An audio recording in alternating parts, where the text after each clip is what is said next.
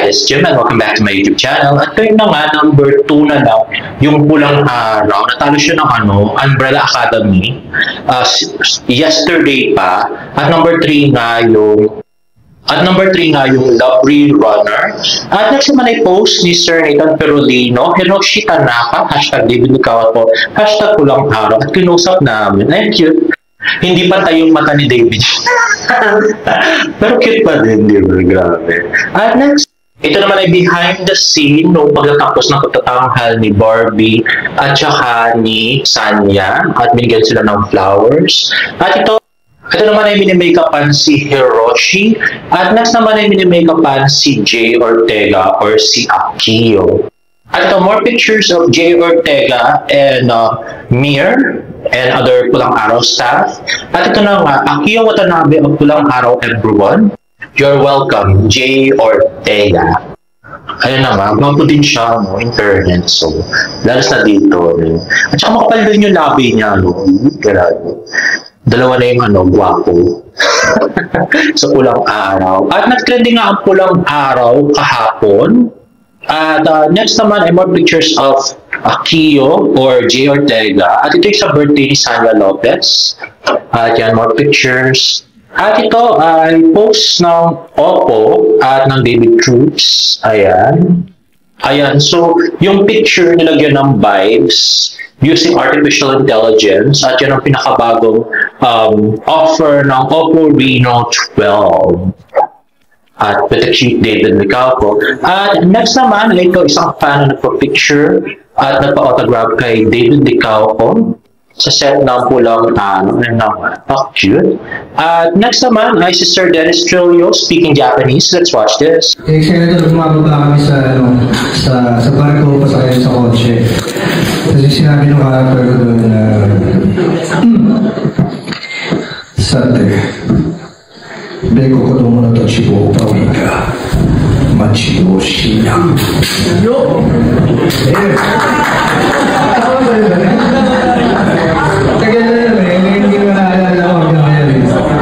Ay, grabe si Sir Dennis, no? Pwede siyang next sa Attack on Titans. Grabe. At next naman ito yung nakakaiyak na scene ni Alden Richards kasi nakita niya yung kanyang kapatid sa tatay. No, siya hanggang ngayon hindi pa rin na-recognize pero hindi pa rin siya kilala ng kanyang tatay. Nakakaiyak talaga doon. Ang galing ni Alden doon, in fairness. I really love the scene. At ito naman next ay yung dumating na sila Hiroshi at saka si Mr. Tanaka. Chikara yata yun. Chikara Tanaka. Sa bahay ni La Carmela, and let's watch this.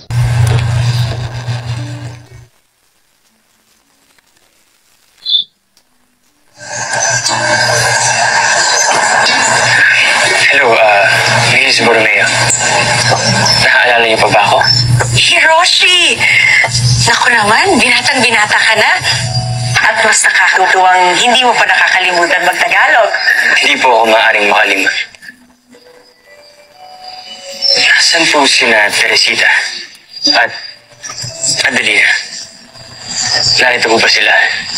Sayang at umalis ang aking anak. Ngunit, kamusta ka na? Hiroshi, ikaw ba? May asawa ka na ba? Wala pa ako. At next naman ay yung pagtatanghal ni Barbie at ni Sanya, ni Chinita at saka ni Adelina. At yun yung nakakaiyak na part din. Bukod dun sa part ni Alden na nakakaiyak. So let's watch this. Ay popular sa lahat ng handaan, ukulele ko. Ayun na nga, napakagaling ni Barbie Fortesa dito. Talaga tumutuloy yung luha niya. At in fairness naman kay Sanya Lopez, magaling din siya sa pag-iyak dito. Pero mas bilib talaga kay Barbie. Grabe. I so love this scene. Pero mas maganda yung parang dito sa episode na to, mas winner yung kay Alden. Kasi mas ramdam mo talaga bang nananabik siya doon sa magulang at saka yung hinanakit at hinagpis niya sa magulang. Parang nandun talaga. Grabe. Pero ito maganda din naman. So, I love this scene also.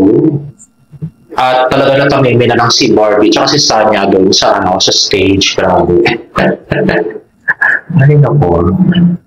Yan ang at yun ang nakita nila si Julio. At ayun naman, nagustuhan ko rin yung nagtatakahal si Barbie na iyak siya ng iyak, grabe. Tsaka si Sanyan.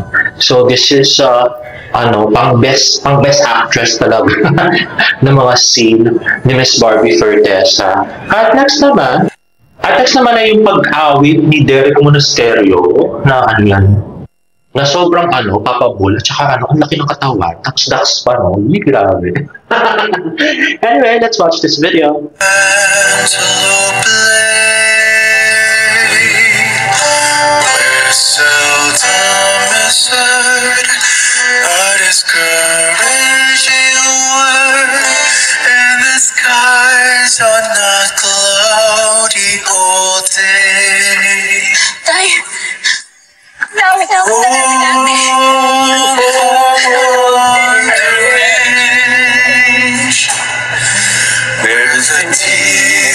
At next yung mga IG stories ni James Licapo, napaka-cute. At yan, nasa gym siya. Third communication class at Saddle Row, Frisco. At yan nga, I miss you already, Australia daw.